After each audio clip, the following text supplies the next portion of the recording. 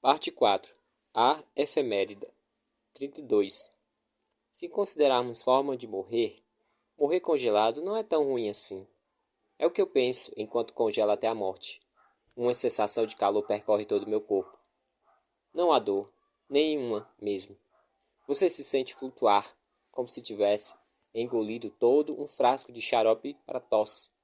O mundo branco o envolve com os seus braços brancos e o leva para baixo, na direção de um mar branco e congelado. E o silêncio é tão merda, silêncio. É que o bater do coração é o único som no universo, tão quieto, que meus pensamentos emitem um som sussurrante no ar gelado pesado, com a neve até a cintura, sob o céu sem nuvens. A massa gelada mantendo-me de pé, porque as pernas não o conseguem fazer. E digo a mim mesmo, estou viva, estou morta, estou viva, estou morta. E lá vem aquele maldito urso com os seus grandes olhos castanhos, vazios e assustados, observando-me com de seu poleiro na mochila, dizendo, seu grande pedaço de merda, você prometeu. Tão frio que as lágrimas congelam no rosto. Não é culpa minha, eu disse para o urso. Não cuido do tempo. Se tem alguma reclamação, fale com Deus. Eis e isso é o que me vem fazendo com frequência ultimamente, falando com Deus. Assim como, Deus, que diabos? Poupada pelo poupada pelo olho para que eu pudesse matar o soldado do crucifixo.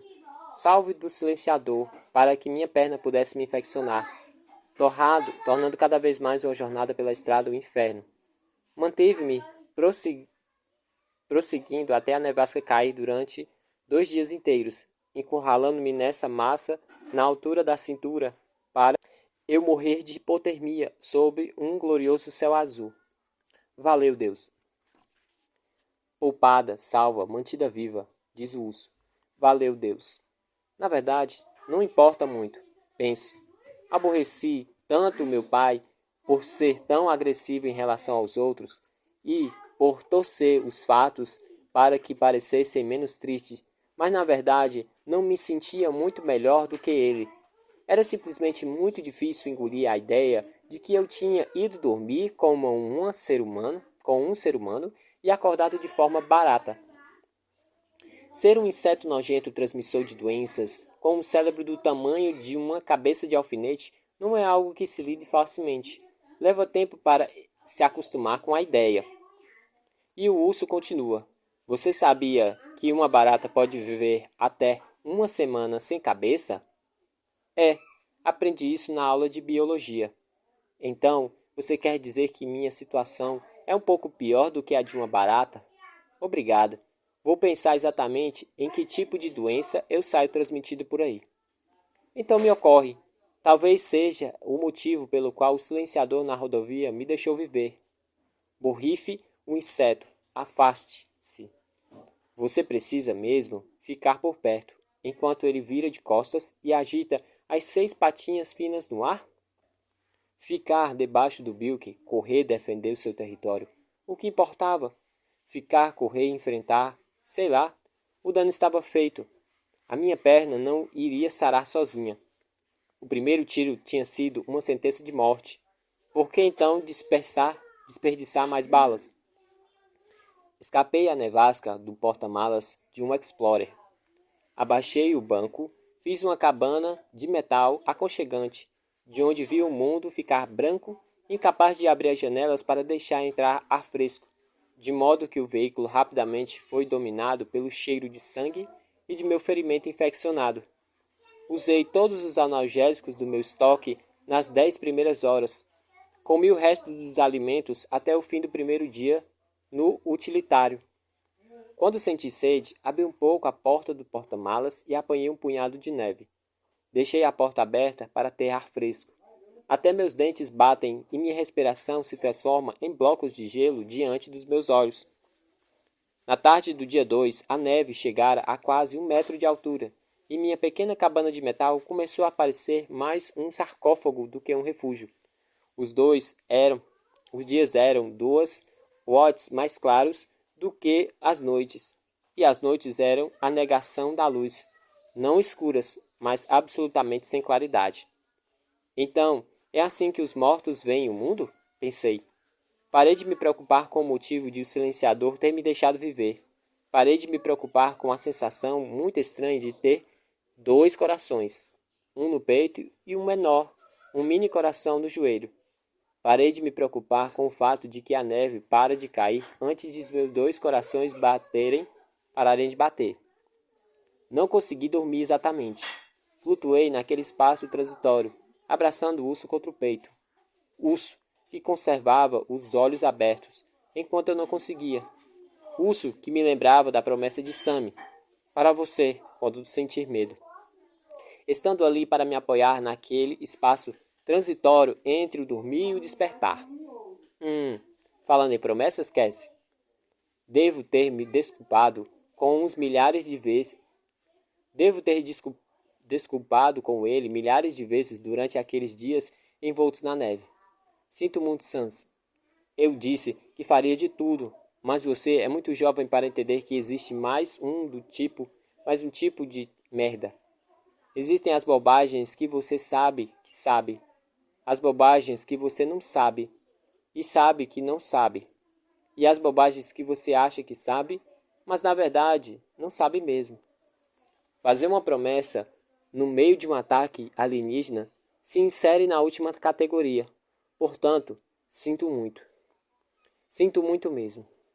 Agora, um dia depois, até a cintura de um monte de neve, Cassie, a donzela de gelo, como um elefante touca feita de neve, como uma elegante touca feita de neve, cabelos congelados e pestanas incrustadas de gel, toda quente e flutuante, morrendo aos poucos, mas pelo menos morrendo em pé, tentando cumprir a promessa que não sabia nem como cumprir.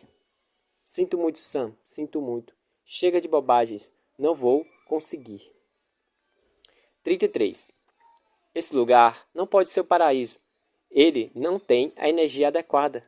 Estou andando em meio a uma névoa densa formada por um nada branco e sem vida. Espaço morto. Nenhum som, nem mesmo o som de minha respiração.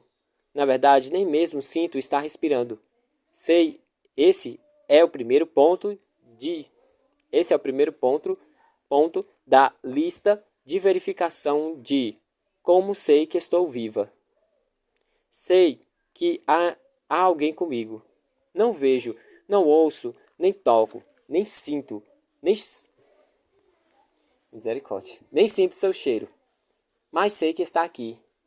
Não sei como sei que é ele, mas sei, e ele está me observando.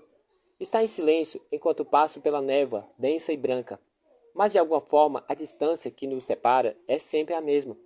A presença dele não me assusta, também não me conforta. Ele é outro fato, como a presença na neve. Existe a neve, um eu que não respira, e a pessoa comigo sempre perto, sempre observando. Mas não há ninguém quando a neve se dissipa, e me vejo em uma cama de dossel debaixo de 3 camadas de colcha que tem um vago cheiro de cedro. O vazio branco se desfaz e é substituído pelo quente e suave brilho de uma lamparina de querosene pousada na pequena mesa ao lado da cama. Ao erguer um pouco a cabeça, vejo uma cadeira de balanço, um espelho do tamanho natural e as portas de ripa de um closet. Um tubo de plástico está preso ao meu braço e a outra extremidade está ligada a uma bolsa que contém um líquido claro pendurado em um gancho de metal. Levo alguns minutos para assimilar o novo ambiente, o fato de que estou insensível à cintura para baixo, e o fato ultra super perturbador de que decididamente não estou morta. Estendo a mão para baixo e os meus dedos encostam especialmente nas ataduras envolvendo o meu joelho. Eu também gostaria de sentir a barriga da perna e os dedos do pé, porque não sinto nada. E estou meio preocupada com a possibilidade de não ter barriga de perna ou dedos de pé debaixo da grossa camada de bandagem. Mas não consigo alcançar esse ponto sem que tivesse de me sentar. E sentar está fora de cogitação. Parece que os únicos membros que funcionam são os braços. Eu os uso para jogar as cobertas para o lado, expondo a parte superior do meu corpo ao ar gelado. Estou usando uma camisola com estampa de flores de cor-de-rosa. E então eu fico curiosa em saber por que essa camisola de algodão, sobre o qual estou nua, o que significa naturalmente que em algum ponto entre a remoção das minhas roupas e a colocação da camisola, eu fiquei totalmente nua. O que me quer dizer que fiquei totalmente nua. Certo. Fato ultra super perturbador número 2. Viro a cabeça para a esquerda. Cômoda, mesa, abajur. Para a direita, janela, cadeira e mesa. E lá está o urso, reclinado sobre um travesseiro ao meu lado, olhando pensativamente para o teto, absolutamente despreocupado. Em que raios de lugar nós estamos, urso? As tábuas do chão chacoalham quando alguém bate uma porta no andar de baixo. Um culupi-lupi de botas pesadas na madeira nua. Depois silêncio. Um silêncio muito profundo. Se não contarmos meu coração golpeando minhas costelas, o que provavelmente deveria ser feito, visto que o som é parecido com as bombas sônicas de brilhantina. Tum, tum, tum, tum. Mais alto a cada tum. Alguém está subindo as escadas. Tento me sentar. Péssima ideia. Levanto a cabeça cerca de 10 centímetros do travesseiro e isso é tudo. Onde está o meu fuzil? Onde está a minha Luger? Agora, há alguém exatamente atrás da porta e não posso me mover. Mesmo que pudesse, tudo o que tenho é um maldito bicho de pelúcia. O que poderia fazer com ele? Apertá-lo no rosto do sujeito até sufocá-lo? Quando não se tem opção, a melhor opção é não fazer nada. Fingir-se de morto. A opção do gambá. Viro a porta. Vejo a porta abrir-se abruptamente entre os olhos sempre cerrados. Vejo uma camisola verde xadrez, um largo cinto marrom, blue jeans, um par de mãos fortes e grandes unhas caprichosamente aparadas. Mantenho a respiração suave e regular enquanto ele fica bem ao meu lado, junto a um tubo de metal, checando o gotejar da bolsa, suponho. Então ele se vira. Vejo seu travesseiro. Então, ele se vira de novo e seu rosto abaixa quando o homem se senta na cadeira de balanço junto ao espelho. Posso ver seu rosto no espelho. Respire, Cassie, respire. Ele tem um rosto bondoso e não o rosto de alguém que quer machucá-la. Se ele quisesse machucá-la, não teria trazido para cá, nem estaria aplicando soro nas suas veias para mantê-la hidratada. E os lençóis são agradáveis e limpos. E daí? Ele tirou as suas roupas e o vestiu com essa camisola de algodão. O que esperava que ele fizesse? Suas roupas estavam sujas, assim como você. Agora, você não está mais imunda e sua pele cheira a um pouco de lavanda, o que significa, ó Deus, que ele me deu banho. Tento manter a respiração estável, sem conseguir bons resultados. Então o dono do rosto bondoso diz: sei que está acordada. Quando não digo nada, ele continua: e sei que está me observando, Cassie. Como sabe meu nome? Pergunto com a voz rouca. Minha garganta parece forrada como lixa. Abro os olhos. Agora posso vê-lo com mais clareza. Não me enganei sobre seu rosto. É bom, bem apessoado, tipo Clark Kent. Imagino que tenha 18 a 19 anos. Tem olhos largos, braços bonitos e suas mãos com as cutículas perfeitas. Bom, podia ser pior, digo a mim mesmo.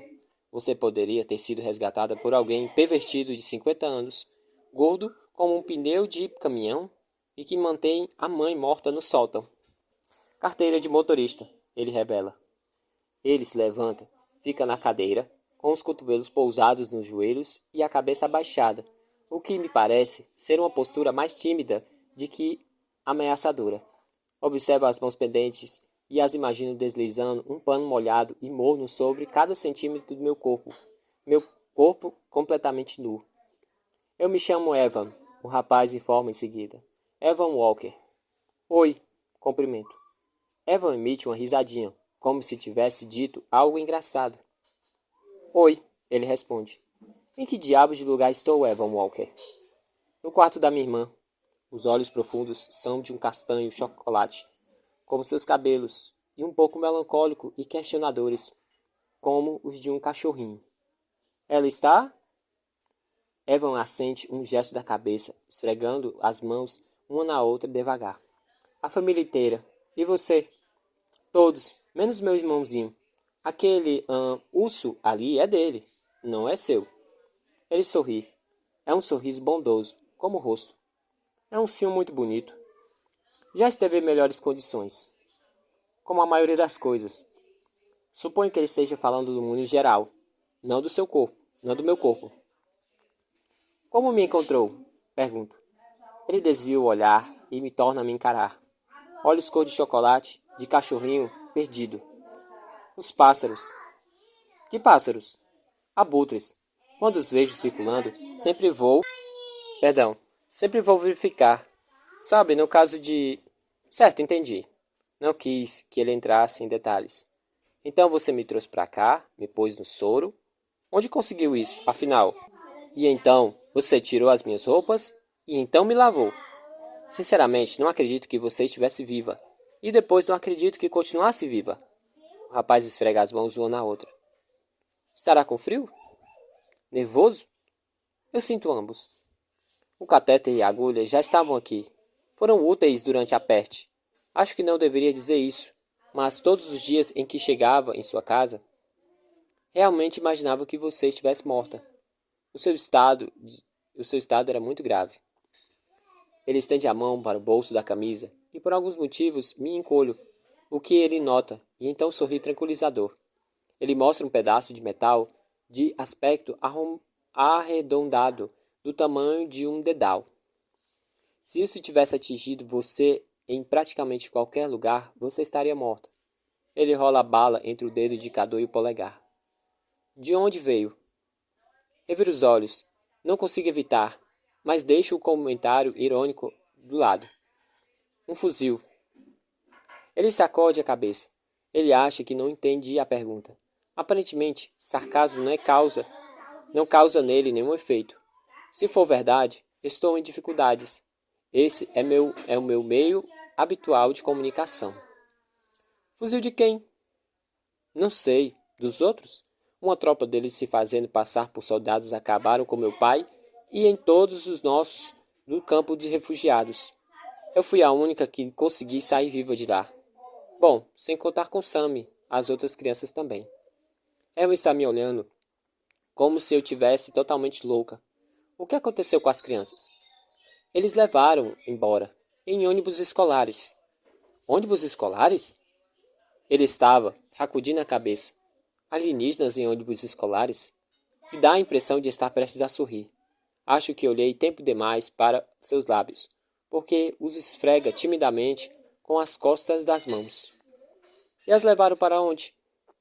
Não sei. Eles falaram de Wright-Patterson, mas... Wright-Patterson? A base da Força Aérea? Ouvi dizer que estava abandonada. Bom, não sei se a gente podia confiar em tudo que nos dizem. Eles são o inimigo. Engoli seco. Minha garganta está irritada. Evan Walker deve ser daquele tipo de pessoa que observa tudo, pois diz: Quer alguma pista? Quer alguma coisa para beber? Não estou com sede. Minto. Bem, porque minto sobre algo. Perdão. Bem, por que minto sobre algo assim? Para mostrar a ele o quanto sou durona? Ou para mantê-lo na cadeira, pois ele é a primeira pessoa com quem falo em semanas? Se você não considera o urso, o que não deve fazer? O que não deve fazer?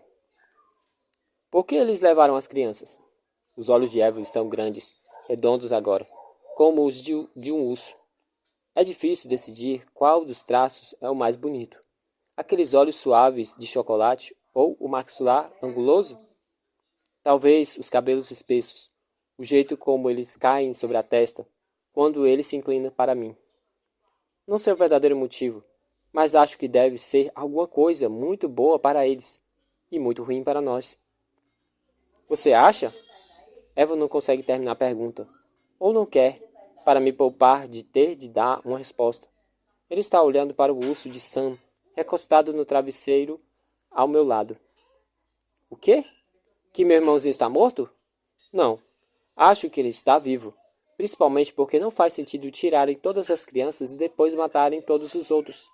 Eles explodiram todo o campo com uma espécie de bomba verde. Espere aí, ele interrompe, erguendo uma das grandes mãos. Uma bomba verde? Não, não estou inventando isso. Mas por que verde? Porque verde é a cor do dinheiro, da grama, das folhas de carvalho e das bombas alienígenas. Como o diabo vou dizer porque era verde? Ele está rindo, um riso calmo e contido. Quando ele sorri, ao lado do direito da sua boca fica um pouco mais alta do que o esquerdo. E então, penso, por que você está olhando fixamente para a boca dele afinal? De alguma forma, o fato de ter sido resgatada por um sujeito exatamente bonito, com um sorriso assimétrico e mãos grandes e fortes, é das coisas mais desconcertantes que me aconteceu desde a chegada dos outros. Pensar, perdão, pensar no que ocorreu no campo está me deixando nervosa, de modo que resolvo mudar de assunto. Espio a concha que me cobre. Parece feita à mão. A imagem de uma velha mulher costurando passa rapidamente em minha mente, e por algum motivo de repente sinto a vontade de chorar. Há quanto tempo estou aqui? Pergunto debilmente. Vai completar uma semana amanhã. Você teve que cortar? Não sei como fazer a pergunta. Felizmente, não teve de fazê-la. Amputar? Não. A bala não atingiu o joelho em pouco. Então acho que você vai poder andar, mas talvez tenha havido algum dano aos nervos. Ah, falo. Estou me acostumando com isso. 34. Eva me deixa por algum tempo e volta com um caldo transparente. Não de galinha, nem de carne bovina, talvez de veado. E enquanto agarro as bordas da concha, ele me ajuda a sentar para tomá-lo de volta. Segurando a caneca com as duas mãos, ele me olha. Não um olhar assustador, mas o jeito como ele me olha para uma pessoa doente, sentindo-se ele mesmo um pouco doente e sem saber o que fazer melhor. Ou talvez eu acho seja um olhar mais assustador, e o olhar preocupado seja apenas um disfarce inteligente. Os pervertidos são pervertidos apenas quando não são bonitos. Chamei Brilhantina de louco por tentar me dar a joia de um cadáver, e ele disse que não pensaria assim se fosse um gato como um Ben Parish. Ter me lembrado de Brilhantina acaba com meu apetite. Eva me vê olhando fixamente para a caneca no colo e delicadamente a tira das minhas mãos, colocando-a na mesa. Eu podia ter feito isso, falei, com mais rapidez do que pretendia. Conte sobre esses soldados, ele pede. Como você sabe que eles não eram humanos? Eu contei como eles apareceram, não muito tempo depois dos teleguiados. A forma como embarcaram as crianças. Perdão. A forma como embarcaram com as crianças e depois reuniram todos nas barracas e como acabaram com eles. Mas o fato decisivo foi o olho, claramente extraterrestre.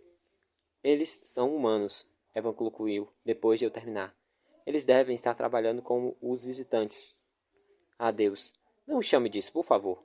Detestei aquele nome que tinham dado para os invasores. Os apresentadores usaram antes da primeira onda, além de todos os usuários do YouTube, do Twitter e até o presidente durante o noticiário. Como devo chamá-los? Evan pergunta. Ele está sorrindo. Tenho a sensação de que ele o chamaria de rabanete, se eu quisesse. Meu pai e eu chamamos de os outros, no sentido de diferentes de nós, ou seja, não humanos. É o que eu quis dizer, ele fala, assentindo sério. A probabilidade de eles se parecerem exatamente como nós é astronomicamente pequena. Evan fala exatamente como meu pai em um de seus discursos especulativos e de repente fica aborrecida, não sei porquê. Bom, isso é fantástico, não é? Uma guerra de duas frentes. Versus nós versus eles. E nós versus nós e eles. Ele sacode a cabeça pesaroso. Não seria a primeira vez que as pessoas trocariam de lado depois que ficou evidente quem é o vitorioso. Então os traiçoeiros agarram as crianças e as levam para o campo porque querem ajudar a acabar com a raça humana, mas criam um limite para quem tem menos de 18 anos? O que você acha? Ele indaga, dando de ombros. Acho que estamos seriamente ferrados quando homens com armas decidem ajudar os bandidos. Posso estar enganado, ele fala, mas parece não acreditar no que diz. Mas talvez eles sejam os visioutros. Não sei, disfarçados de humanos, ou talvez até algum tipo de clone. Estou assentindo. Talvez já ouvi aquela conversa antes, durante uma das intermináveis ruminações sobre a possível aparência dos outros.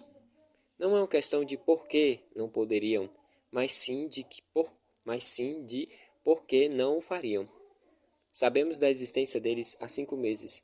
Eles devem saber a nossa há anos. Centenas, talvez milhares de anos. Tempo suficiente para extrair o DNA e criar tantas cópias quanto precisassem. Na verdade, talvez eles tivessem que cobrir o território da guerra com cópias de nós. De milhares de formas, nosso planeta talvez não seja viável para os seus corpos. Lembre-se de Guerra dos Mundos. Talvez seja o motivo na minha Talvez seja o motivo da minha atual irritação. Eva está dando uma de Oliver Sullivan para mim de novo. E isso coloca Oliver Sullivan morrendo no chão. Isso coloca Oliver Sullivan morrendo no chão diante de mim, quando tudo o que quero é desviar o olhar. Ou talvez eles sejam como ciborgues exterminadores. Digo, em um tom de leve brincadeira. Eu tinha Eu tinha visto de perto um deles mortos, o soldado em que atirei a queima-roupa no fosso das cinzas. Não verifiquei seu pulso, nada parecido, mas ele certamente parecia morto para mim. E o sangue tinha um aspecto bastante real. Lembre-me do campo e do que ocorreu lá. Lembrar-me do campo e do que ocorreu lá nunca me deixa descontrolar. Portanto, começa a perder o controle. Não podemos ficar aqui, digo assustada. Ele olha para mim, como se eu tivesse enlouquecido. Do que você está falando? Eles vão achar a gente. Agarra a lamparina de querosene, arranca a proteção de vidro e assopro a última chama dançante com força. Ela chia para mim, continuava acesa. Evan tira-me do vidro das mãos e recoloca-a na base da lamparina. A temperatura está de 2 graus lá fora e estamos a quilômetros do próximo abrigo. Ele fala, se você incendiar a casa, estamos fritos. Fritos. Talvez ele esteja tentando ser engraçado, mas Evan não está sorrindo. Além disso, você não está bem o suficiente para viajar. Pelo menos, não durante outras 3 ou 4 semanas. 3 ou 4 semanas? Quem essa versão adolescente de um garoto propaganda de algum produto famoso pensa que está me enganando? Não vamos durar esses 3 dias, com as luzes brilhando nas janelas e a fumaça saindo pela chaminé. Ele compreende minha crescente inquietação. Está certo, Evan concorda com um suspiro. Ele apaga a lamparina e o aposento mergulha na escuridão. Não posso vê-lo. Não posso ver nada. Contudo, posso sentir o cheiro dele. Um misto de fumaça de madeira e algo parecido com talco de bebê. Após alguns minutos, consigo sentir seu corpo deslocar o ar a centímetros do meu. Quilômetros do abrigo mais próximo? Repito. Em que raios de lugar você vive, Eva? Na fazenda da minha mãe, a cerca de 90 quilômetros de Cincinnati. Muito longe de Wright Patterson? Não sei. Uns 120 quilômetros. Por quê? Eu já disse. Eles levaram meu irmãozinho. Você tinha dito que eles disseram que ia levá-lo para fora. Nossas vozes envolvendo um ao outro, entrelaçando-se e então se libertando na escuridão do breu. Bom, eu tenho que começar por algum lugar, justifico.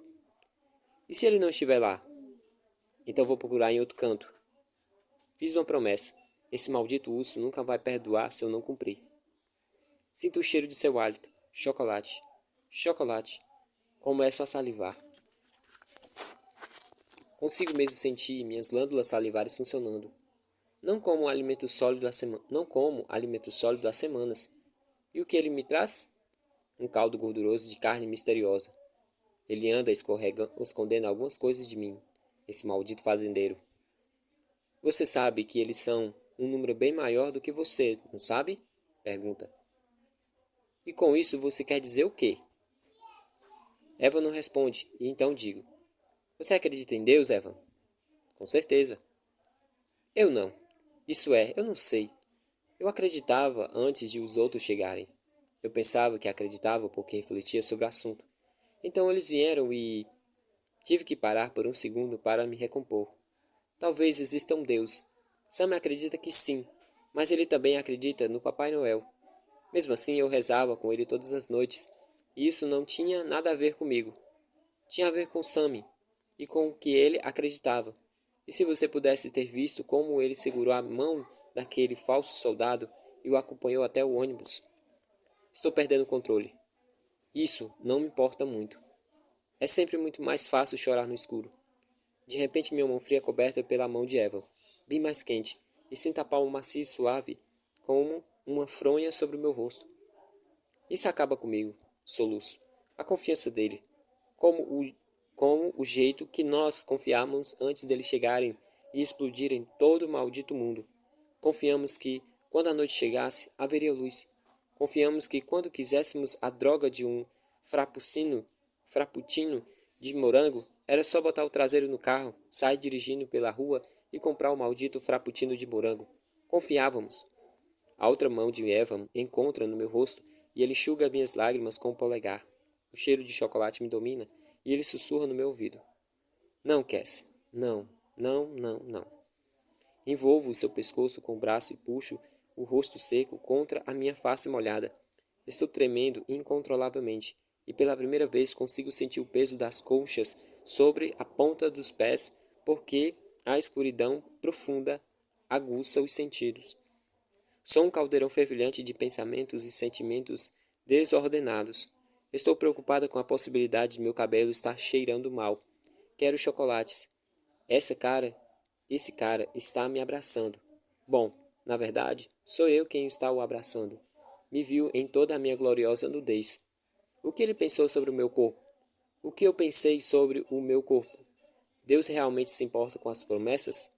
Eu realmente me importo com Deus? São milagres algo como a separação das águas do Mar Vermelho? Ou algo mais parecido com Evan Walker me encontrar presa a um bloco de gelo em uma vasta vastidão branca? Cassie, vai ficar tudo bem. Ele sussurra ao meu ouvido, hálito de chocolate. Quando acordo na manhã seguinte, tem um bombom de chocolate pousado na mesinha ao lado.